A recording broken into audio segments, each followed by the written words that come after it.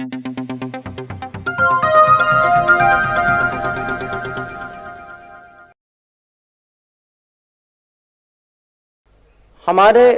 चीन के बॉर्डर में भी आप पिछले 2 साल से आप जानते हैं कि वहाँ तनाव का कारण क्या है, और उसमें भी मैं कहूंगा, बहुत विश्वास से कहूंगा कि ज्यादातर दुनिया जो है हमारी पोजीशन समझती, दुनिया को पता है कि इसने किस देश ने क्या किया है, और इसीलिए मैं कहूंगा कि सुरक्षा में कूटनीति जो है, कूटनीति की एक सफलता जो है वो राष्ट्रीय सुरक्षा पर, अगर उससे हम इसको तोलें तो पिछले 8 साल में आप कहूंगा कि मोदी सरकार की जो कूटनीति जो है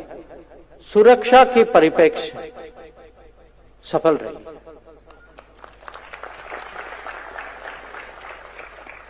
अब विकसित भारत आपको इस 15 अगस्त में प्रधानमंत्री ने खुद याद दिलाया था, वो 5 प्रण के माध्यम से, कि हमारी कोशिश है कि 2000 माने हमारी शताब्दी के साल तक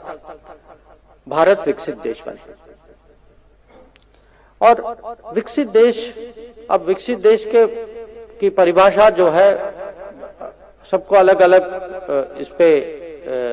हमारी सोच भी अलग हो सकती है, और हम सब जो है अपने अनुभव से देखेंगे, अपने हितों से देखेंगे। पर आप कभी देश का सोचिए, और मैं गुजरात के ही एक उदाहरण से आपको समझाना चाहता हूं। आपने कल आज के पेपरों में देखा होगा कि प्रधानमंत्री जो है एक नए ट्रेन के उद्घाटन कर रहे हैं। ये एक 160 किलोमीटर पर चलती है ट्रेन, पर एक ट्रेन और आने वाली है, बुलेट ट्रेन। और ये बुलेट ट्रेन प्रोजेक्ट जो है, इसका जब आप देखेंगे, इसका जब उद्घाटन होगा और इसका जो प्रभाव होगा, न खाली लोगों के आने जाने कि हमारी पूरी सोच जो है बुलेट ट्रेन के बारे में बदल जाएगी, कि आप लंबे डिस्टेंस आप बहुत कम समय में जा सकते हैं, तो कौन कहाँ काम करता है, कितना समय लगता है आने जाने में, जो जमीन की कीमत बदल जाती है, उसके कारण लोगों की सोच बदल जाती है कि किसी को लगता है अरे वो बहुत दूर है, फिर कहता नहीं वो तो बुलेट ट्रेन में 15 मिनट का रास्ता है। तो मैं कहूंगा जब ये बुलेट ट्रेन, क्योंकि मैं दुनिया में घूम चुका हूं और मैंने अलग अलग देशों में देखा कि जब ये बुलेट ट्रेन जब आता है, उसका पूरे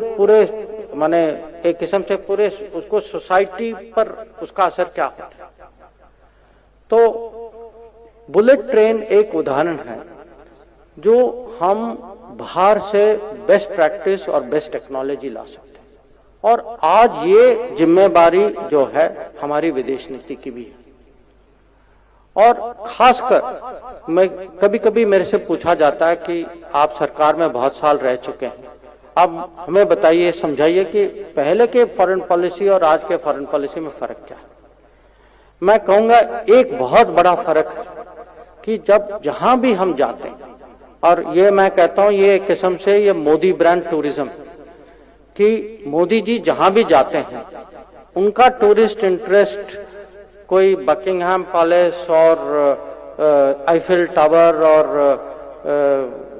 कहीं क्या स्टैच्यू ऑफ लिबर्टी पे नहीं होता,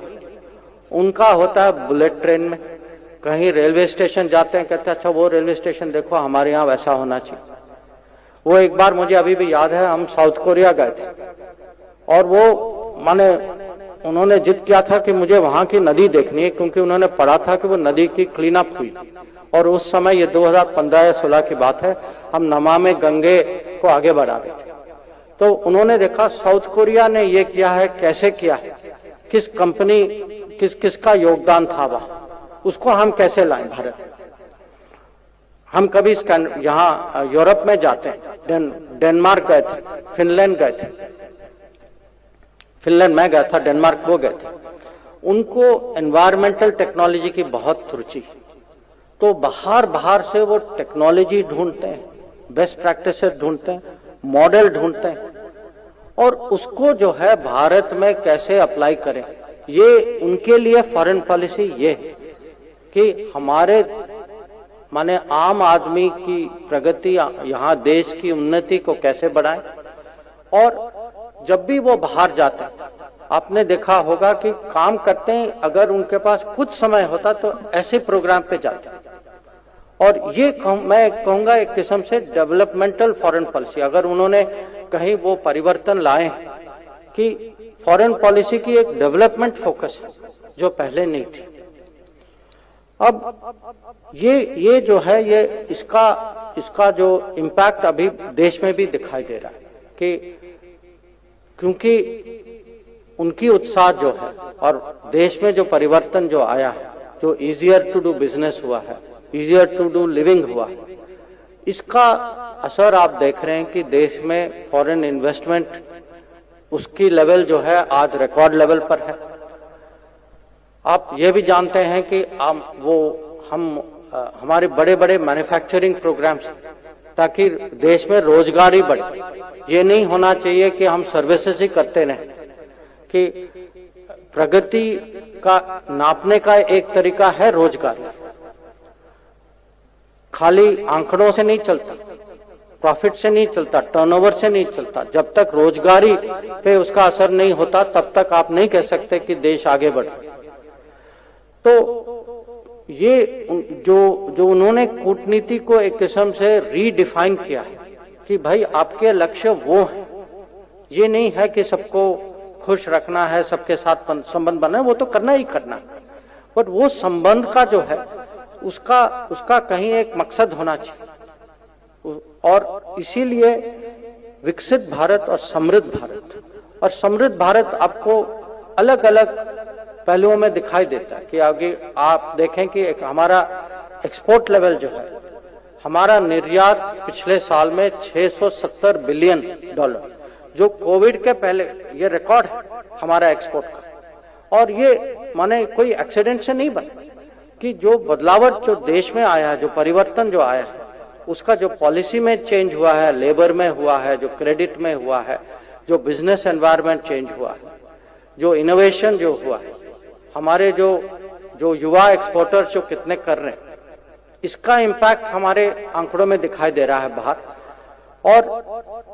अब हमने दुनिया में पहचान बना ली है। एक समय था कि हमें हमारे बारे में कहा जाता था कि हम आईटी ऑफिस, बैक ऑफिस है। अब हम माने जाते हैं कि हम फार्मेसी ऑफ द वर्ल्ड भी। और मुझे पूरा विश्वास है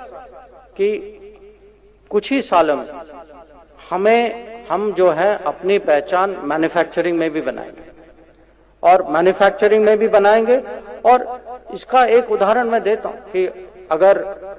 जो एप्पल अगला 14 जो निकलेगा, एप्पल 14 जो है भारत में बनाया जाएगा। ये पहला एप्पल होगा जो साथ ही साथ चाइना वाला एप्पल और इंडिया वाला एप्पल 14 जो है वो साथ ही निकलेगा। तो मैंने कहा है कि